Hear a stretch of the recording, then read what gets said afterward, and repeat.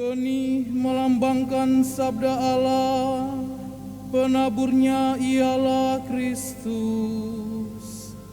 Semua yang menemukan Kristus akan hidup selama-lamanya. Haleluya, haleluya.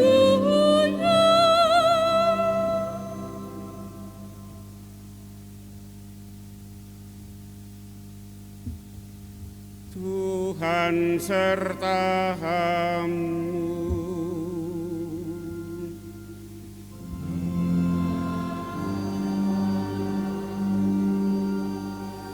Inilah Injil Yesus Kristus menurut Matius.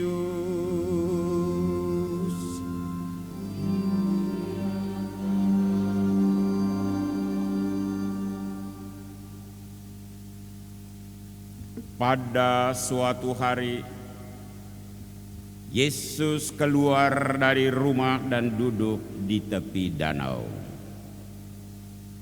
Datanglah orang banyak berbondong-bondong, lalu mengerumuni dia, sehingga Yesus naik ke perahu dan duduk di situ.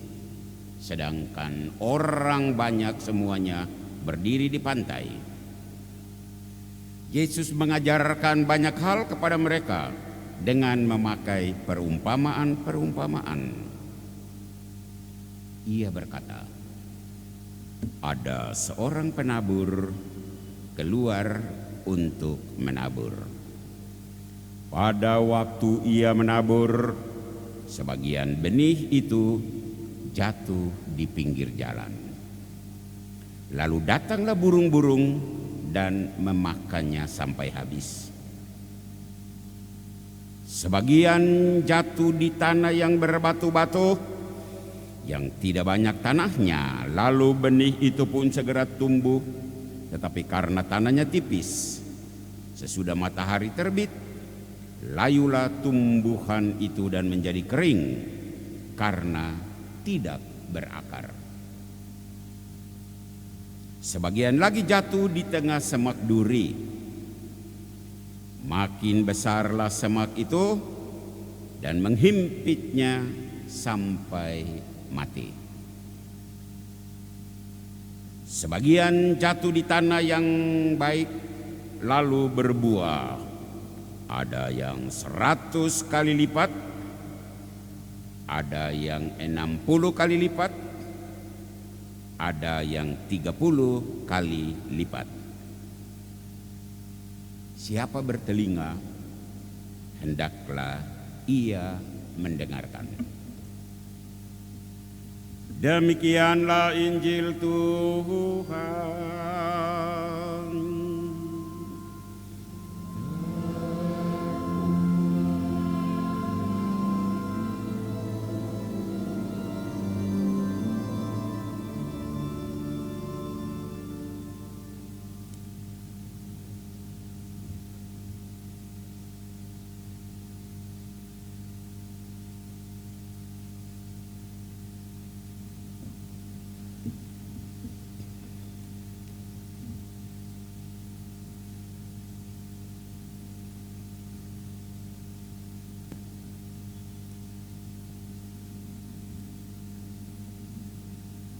Barang siapa bertelinga, hendaklah ia mendengar. Matius bab 13 ayat 9. Bapak-bapak, ibu-ibu, saudara-saudari, umat paroki katedral, baik umat yang berada saat ini di gereja maupun umat wilayah-wilayah lain yang saat ini mengikuti siaran dari gereja katedral. Bahkan siapapun Anda, bahkan di luar pulau yang lewat live streaming mengikuti siaran misa ini. Bacaan kitab suci hari ini berkisah tentang benih sabda Dan lahan itulah manusia dan lingkungannya, di mana benih sabda itu ditaburkan. Adalah hukum alam, dan fakta juga berbicara begitu, bahwa di tanah yang subur benih itu akan tumbuh baik. Di tanah yang tidak subur, benih itu tumbuh tidak baik. Seperti itulah Yesus lewat Injil hari ini mau mengatakan bahwa firman Allah, benih sabda yang ditaburkan di dalam hati manusia, kalau hati manusia itu siap, subur, tidak ada masalah. Apalagi didukung dengan lingkungan yang mendukung. Dan untuk itu Yesus menyebut 4 jenis lahan. Lahan yang pertama adalah lahan di pinggir jalan. Ya, namanya juga di pinggir jalan. Yesus sebut, burung-burung lihat, oh ada benih, langsung dicaplok. Ya, di pinggir jalan bagaimana? Lahan yang kedua yang disebut Yesus adalah lahan bebatuan. Benih sudah turun, sudah berkecambah, akar keluar, tetapi ke kiri dapat batu, ke kanan dapat batu, ke depan batu, ke belakang batu. Matahari naik, panas, benih selesai kau. Mati, layu, karena tidak cukup tanah. Lahan yang ketiga, semak duri.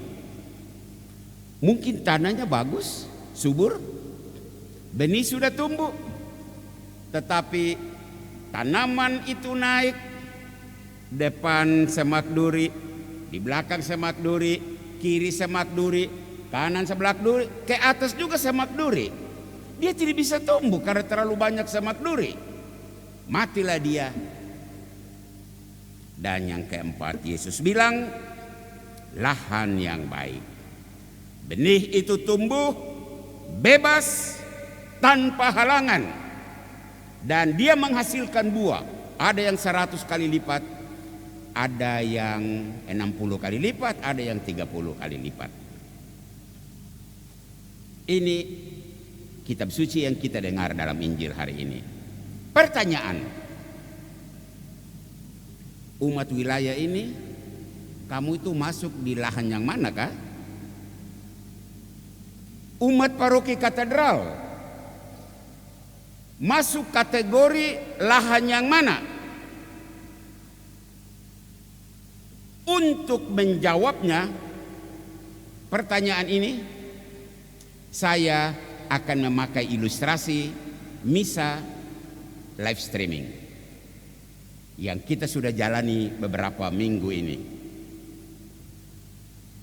bahkan bulan sudah.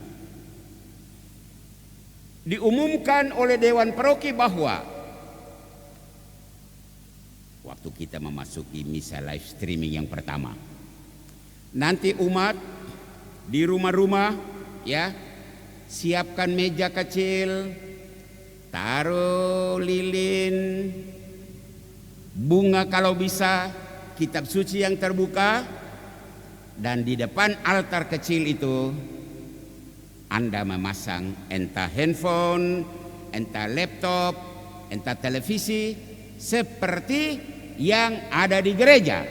Ciptakan suasana di gereja. Kalau bisa mandi, lalu berpakaian yang neces, artinya tidak pakai celana pendek, tidak pakai daster yang kedodoran itu. Kok hadir misa ini? Kita menciptakan suasana itu. Dan anak-anak kita juga ikut duduk. Bapak mama di depan televisi ikut misa.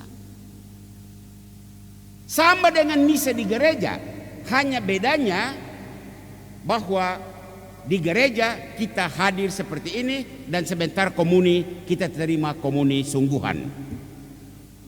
Live streaming kita hidup, kita menjalani seakan-akan kita di gereja, dan saat komuni kita hanya terima komuni rindu. Begitu diumumkan dan semua umat paroki siap.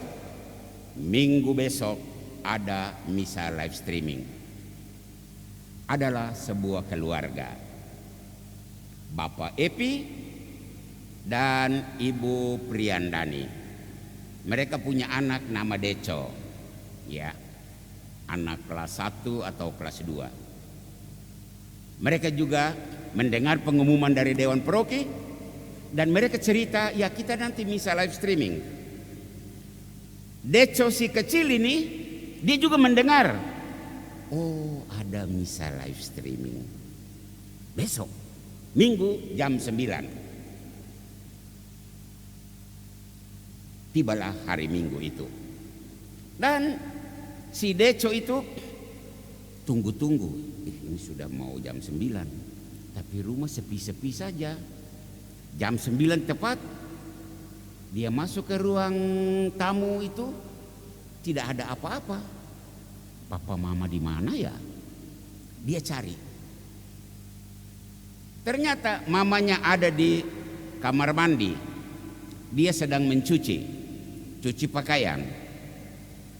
Dan Deco tanya, "Ma, papa di mana?" "Ah, papa mau olahraga." "Oh, olahraga." Terus, "Mama, kita misa bagaimana?" Katanya misa live streaming. Dan mamanya jawab dengan ketus, "Ah, sekarang mama sibuk. Mama cuci pakaian." Dengar baik-baik. Anak ini langsung merekam di dalam hatinya, di dalam otaknya, di dalam pikirannya bahwa, dan ini kita mau masuk seperti apa lahan yang pastor sampaikan. Cuci pakaian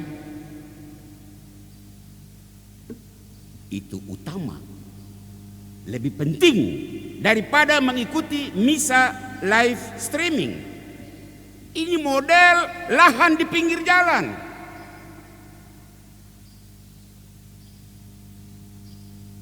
Olahraga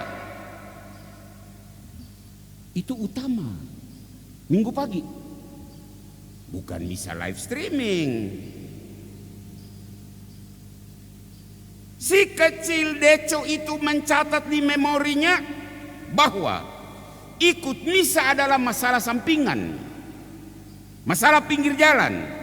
Yang utama olahraga dan cuci pakaian. Dan engkau Bapak Epi, Mama Priandani, kamu dua kasih tunjuk itu kepada anakmu Deco.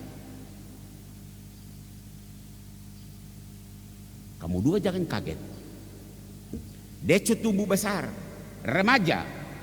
Deco ikut Miss Dinar ya. Ogah. Ya lahan di pinggir jalan. Deco, misa loh, kita ke gereja. Si remaja Deco, dia tidak akan gubris ajakanmu. Lahan pinggir jalan. Anda berdua sudah menunjukkan itu, bahwa misa live streaming itu hal sampingan.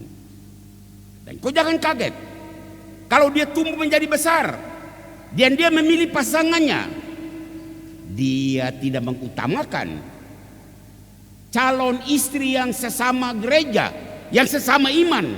Karena itu hal sekunder. Itu hal sekunder.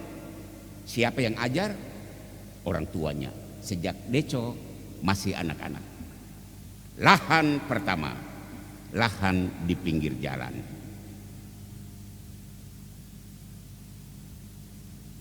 Kita terus lanjut, lahan berikut. Ternyata minggu berikutnya mereka mengikuti misa live streaming. Deco dengan semangat duduk di depan televisi dan mengikuti semua jalan dengan baik seperti biasa. Sesudah Injil ada khotbah.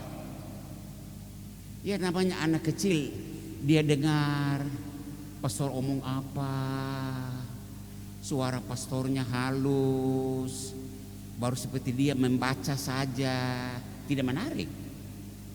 Akhirnya dia coba bawa HP, dia angkat HP-nya dan dia mulai otak-atik. Kadang-kadang dia tertawa kecil-kecil, bapaknya di belakang. Bapaknya lihat, aduh ini anak. Dan dengan gaya sedikit menonjok tapi pakai jari, sedikit jewer telinga. Deco lihat, diam. Mohon dicatat para orang tua, bermain HP sementara misa memang tidak baik, tetapi menegur anak dengan menjewer telinga dan menonjok walaupun hanya dengan jari akan membuat si Deco itu merekam di memorinya bahwa solusi atas masalah adalah kekerasan, jewer telinga, tonjok.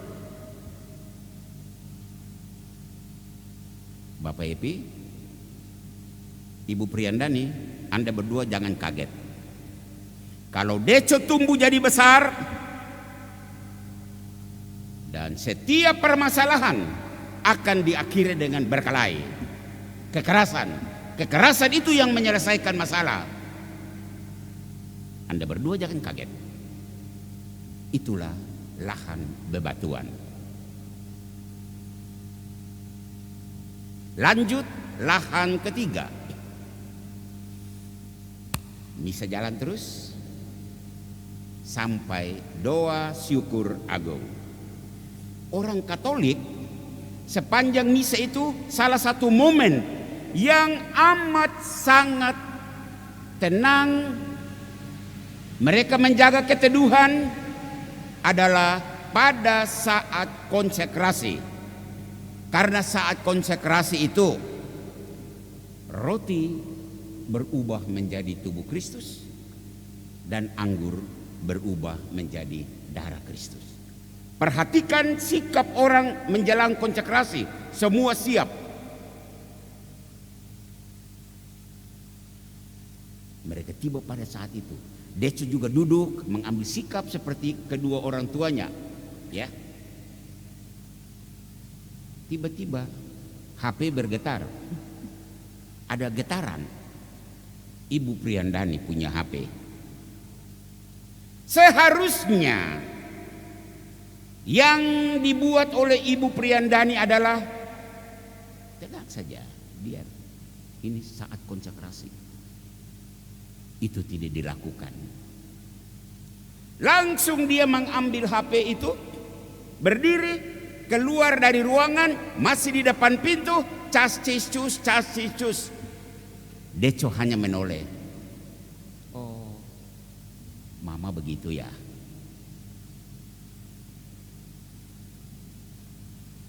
Ibu Priandani merusak suasana hening saat kudus dengan semak duri HP. Dan lagi-lagi Deco merekam di memorinya. Menjawab telepon itu lebih penting daripada memperhatikan suasana hening saat konsekrasi. Inilah lahan semak duri medsos. Dan saat ini medsos menghasilkan duri yang begitu banyak. Kalau orang tua tidak hati-hati mendampingi anak dalam penggunaan medsos, penggunaan HP, akan muncul banyak bahaya. Dan Ibu Priandani mempertontonkan suatu sikap yang tidak baik. momen tidak baik, tempat juga salah, dia kasih setuju kepada Deco. Dan anak itu di kemudian hari akan menggunakan HP tanpa memperhatikan tempat, tanpa memperhatikan waktu. Siapa yang ajar? Mamanya. Lahan terakhir, lahan yang subur. Masih seputar misa live streaming. Semua duduk. Dari lagu pembukaan sampai lagu penutup, semua berlangsung baik, rapi, seperti mereka ada di gereja. Bahkan pada saat khotbah, Ibu Priandani kelihatannya mencatat. Pastor punya khotbah, dia catat-catat. Waktu lagu penutup, dia bilang, "Pak, jangan bubar dulu, Deco, dengar ya.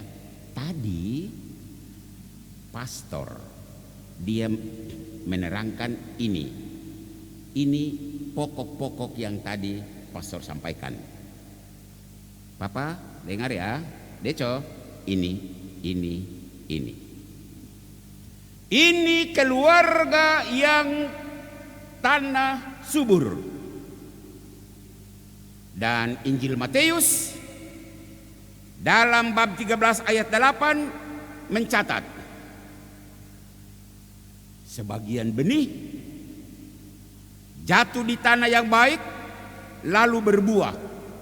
Ada yang 100 kali lipat, ada yang 60 kali lipat, ada yang 30 kali lipat. Sabda itu punya daya karena tempatnya bagus, subur, lingkungannya bagus. Sabda Allah itu berkarya dan berdaya guna. Dan Nabi Yesaya dalam bacaan pertama, dia menegaskan hal yang sama. Saya membacanya. Sebagaimana hujan dan salju turun dari langit, mengairi bumi dan membuat subur, menumbuhkan tumbuh-tumbuhan, memberikan benih bagi penabur.